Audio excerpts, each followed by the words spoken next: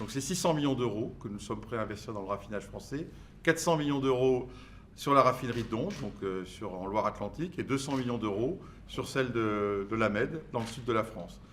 La raffinerie de la Mède va subir une transformation plus forte, puisque nous proposons de faire la première grande bio-raffinerie en France.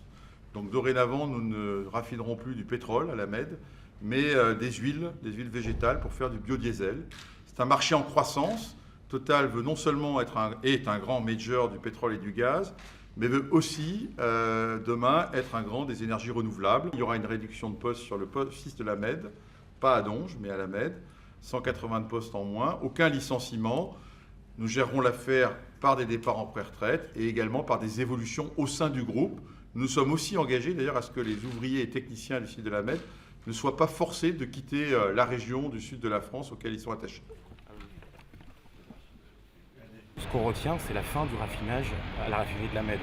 Aujourd'hui, on veut remplacer une raffinerie de 6 millions de tonnes par une sucrerie de 0,5 millions de tonnes. Ça ne répond pas du tout aux besoins en termes de produits finis dans notre pays. On va à nouveau importer massivement des produits finis pour mettre dans les réservoirs des voitures.